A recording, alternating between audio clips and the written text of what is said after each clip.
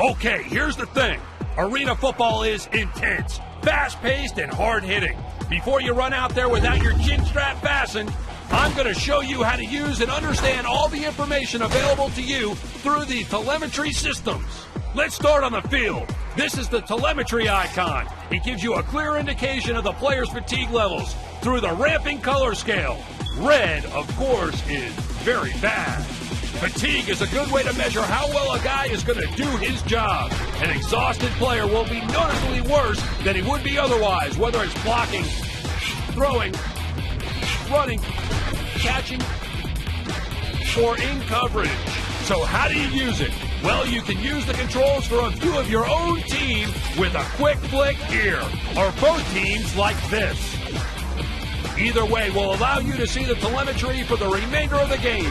However, a meter will drain just a bit when you choose to view both teams. But don't worry too much, the same meter will recharge eventually. Don't want to give you everything. All right, now for the real beast. Play call telemetry. There are 3 categories of info you can get from the play call screen. Activate the telemetry feature like this, and you can cycle through the various screens. You can use this info to build your on-field strategies. First, we'll go over the detailed fatigue screen. During a game, certain activities will fatigue certain attributes. Running will fatigue a player's speed. Getting hit hard or sacked will rattle a player's awareness. Constantly breaking tackles will wear down a guy's ability to break tackles. You get the point. This is displayed in the telemetry by the player's thermal silhouettes. Each body part is representing an attribute or a combination of attributes depending upon their position. The hands on a quarterback will reflect his throwing accuracy, and the hands on a wide receiver will reflect his catching ability. Some things are the same. Legs on everyone is generally speed, and the head portion reflects awareness. I'm not going to go over all the details here. Most of it's common sense. The most important part here is that you can individually view each person on your team as well as their position in the current formation and their assignment in the current selected play. This is a good way to see where your line will likely break down and which receiver is your best bet for a completed pass. Next on our list is the passing tendencies diagram. From here you can see the precise locations of each pass thrown by the current offense, yours or your opponent's. Each dot represents a pass and its relative distance from the line of scrimmage wherever on the field that may be. Light blue is a completion. Yellow is an incomplete pass. Red, my favorite, is an interception. Finally, on to the successful score location. Displayed on the field representation is a line, marking each position where the line of scrimmage was when a score was made. Dark blue colored lines are passing touchdowns. Light blue colored lines are rushing touchdowns. Yellow colored lines are field goals. Okay, that's about it. Remember, information is knowledge, and knowledge is power. The more information you can get about you and your opponent, the more power you will have to move forward, make the right decisions, and get the W. Now go play some smart football. Yeah, baby. Whoa, because I can move it like it. Welcome to the AFL, the All Fun League. On behalf of all the owners, players, coaches, and staff in the Arena Football family, I want to thank you for your support. You know, the goal of the AFL is to be the most fan-friendly league in all the world. And that's why this is your team and the AFL is your league. In recognition of your support, all of our players and cheerleaders would like to express their appreciation to you by signing autographs after the game on the field. For more information, you can log on to arenafootball.com. And thanks so much for being the greatest fans in all the world. We're going to go over a few things that make arena football a fast-paced and exciting game. Let's start by talking about the arena you're playing in. The AFL field is 50 yards long and surrounded by dasher boards on all 4 sides. The dasher boards are considered inbounds. A ball carrier in contact with the boards is still considered in. There are 4 hash marks on the field. The ball will always be spotted on the closest hash mark to where the ball was considered down. If down in the center, the ball is spotted on the left or the right, depending upon the throwing arm of the quarterback. The end zones are backed by the tall gold side rebound nets. A ball rebounding off the net from a kick or a pass is considered a live ball and open for reception by either team. The uprights in the AFL are narrow. A field goal can be kicked from any point on the field. There is no putting in the AFL. However, any kick that falls short of the uprights or the nets can be returned. Now let's talk about the players and the positions. An AFL team has 8 players on the field that play Iron Man style. They play both offense and defense. You'll notice some movement when the ball is snapped. That's okay. In the AFL, one of the wide receivers may be in motion as long as he isn't offside. The linebackers' movements, on the other hand, are very limited. Their movement is restricted by containing them in the defensive box, an area on the field between the 2 outside linemen and 5 yards behind the line of scrimmage. This emphasizes the passing side of the AFL, creating a faster, higher-scoring game. There are 2 linebackers in the AFL, the Jack and the Mac. They must line up on the right or the left based on the tight end in the offensive formation. Only the Mac linebacker can rush the quarterback on a blitzing play without first being released from the box. And he can only rush on either side of the center, never around the end. Otherwise, a linebacker can only leave the box under certain circumstances. A run, a pump fake, or if the quarterback leaves the pocket. Also, a linebacker can leave the box if the tight end or the fullback goes into a passing route. The lineman also has some restrictions. Nose guard must line up helmet to helmet with the center and use man-to-man techniques. No stunting or twisting is allowed. There are a few other regulations that affect the game. The quick-paced game of the AFL has a game clock that never stops during play until the last minute when the final minute rules come into effect. An AFL game is designed to keep things moving forward, even during a kick return. If you fail to attempt a kick return, you will be penalized. One last thing, there are no ties in the Arena Football League. All games go to overtime where both teams get a chance at possession. If the game is tied in OT after both teams have had a possession, then the game goes to sudden death. Got all that? Good. Watch the tutorial again for a refresher if you need it. See ya on the field. Yeah, I'm the best. Can't touch this. Welcome to Offense 101. We're going to equip you with the basic tools you'll need to be successful as an offensive player. After getting into formation, snapping the ball is an easy 2-step process. Start the ball with the first press of the snap button. This will start the receiver in motion if it's part of the play. The second press of the snap button will actually snap the ball. All receivers will run their route from where they are at the moment of the snap. So make sure you don't take the hike too soon. If you take too long, the center will snap the ball automatically before the motion receiver crosses the line of scrimmage. There are a couple of options if you choose to call an audible.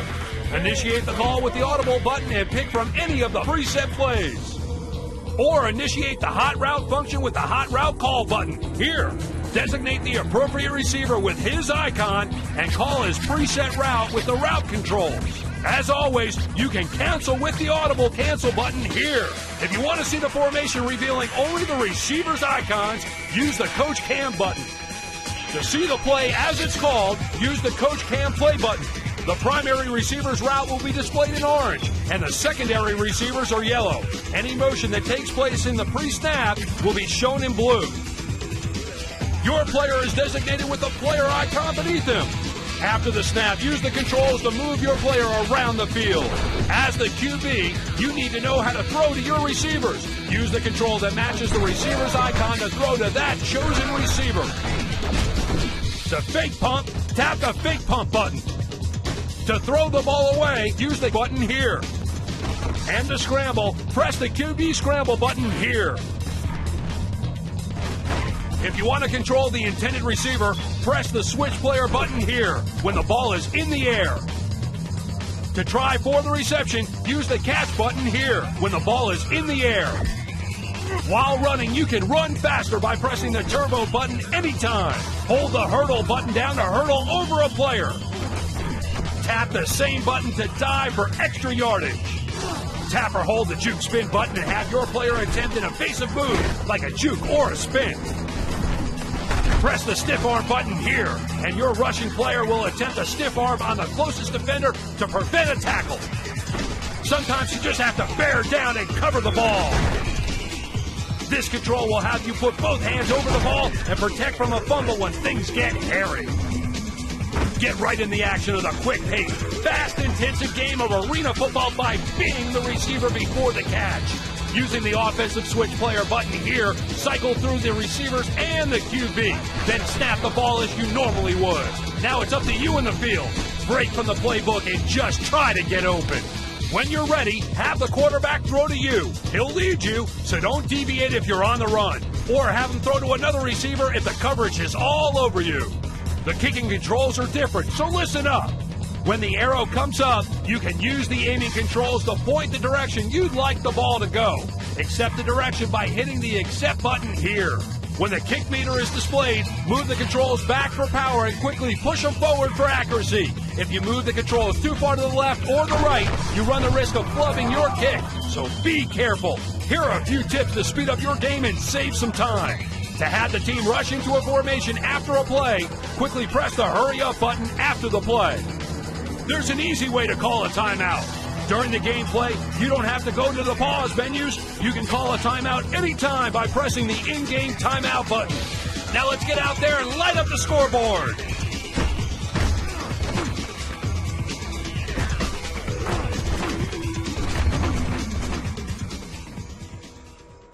It's time for Defense 101. When we're through, you'll have no problem making life difficult for the offense. Your player is designated by the player icon beneath him. Use the controls to move your player around the field. Your player will automatically strafe left or right, as well as backpedal with light pressure on the controls. Further pressure will have them run in that direction. To switch back and forth through the defenders, use the controls here. Before the ball is snapped, you can change the defensive play with an audible call from within the formation to one of 3 preset defensive plays. You can reset the type of coverage to bump and run or loose coverage, and canceling an audible is as easy as using the cancel button. 2 specific audible controls for the MAC linebacker exist: Blitz MAC linebacker and Spy MAC linebacker. If at any time you need to change the type of pressure on any specific receiver of your opponents, you can use the control buttons to bump and run or play off the receiver. To see the formation with only the receiver's icons, use the Coach Cam button. To see the play as it's called, use the Coach Cam play button. These are zone defenses, and when the defensive backs are playing man-to-man, it will look like this. To get into the action after the snap, hit the switch players button and become the closest defender to the ball. To avoid the block and get past your man when you're engaged, try the rip, swim, spin control. Use the turbo button to run in a sprint at any time.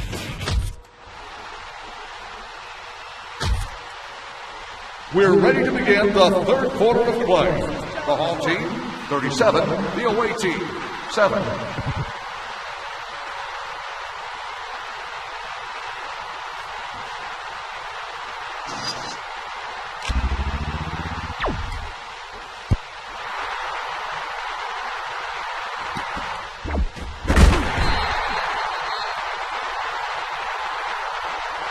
Kickoff return 5 yards. Counter on the return.